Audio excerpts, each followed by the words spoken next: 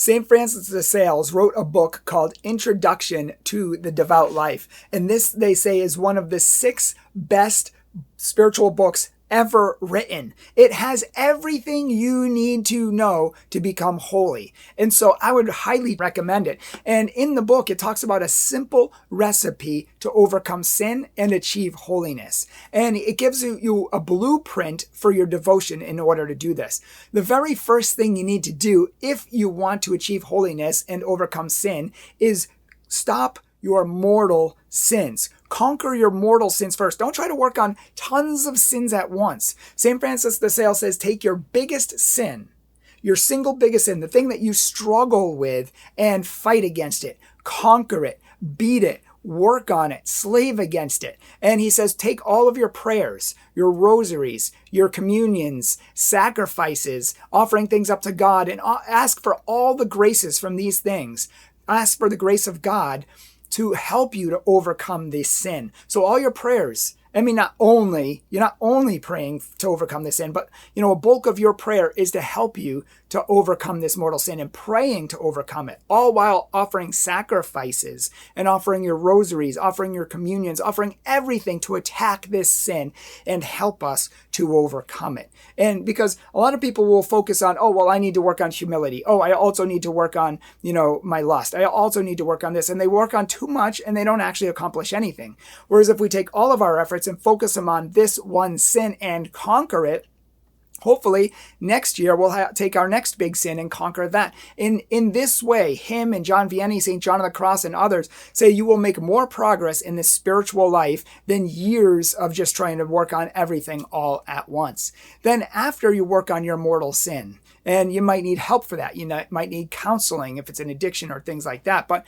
the bottom line is do it, fight against it, kill it, hate it, destroy that sin. And then the next thing is to work on your venial sins, the lesser sins, not the really big ones, the grave ones that separate us and destroy our life with God. But even these smaller sins, our impatiences, our anger, our judgment of other people and things like that. Even St. Teresa says these are pestilences that eat away at your spiritual life, eat away at your soul. And so we need to work on these smaller sins as well.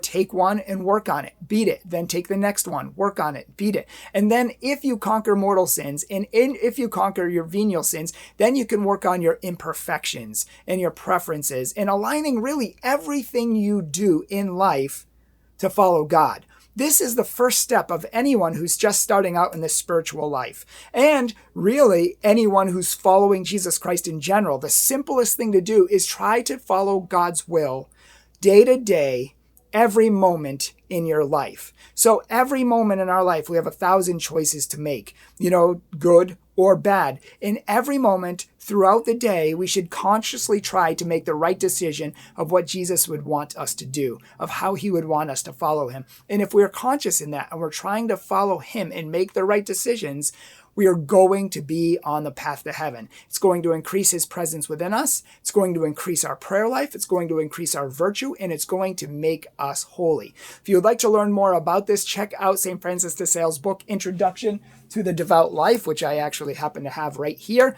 And it's one of these books you can just open any page and be like, I got to work on that. It's amazing. So check it out. And if you would like more spiritual videos, check out our Catholic Truth Spirituality playlist, which will teach you how to pray, how to overcome sin, how to overcome lust and addiction, and things like that. Check them out. And also, if you would like daily inspiration, follow us on Facebook, Instagram, TikTok, and all of that. And please, at the end of the year here, please support our ministry. Please help us to continue our work. We need more people in our family, more gracious donors. I mean, we don't exist without your charity. So if you could give, $10 a month, $25 a month, we even have people giving $50, $75, and $100 or more dollars a month because they believe in our work. They know how important it is. They know how many souls are needing to be saved. They know how many people out there are losing their faith, and they know how important this is, the most important work on earth. So if you could help us with that, pray about it, and we would be eternally grateful. Thank you, thank you, thank you. And thank you for all the people who already do support us.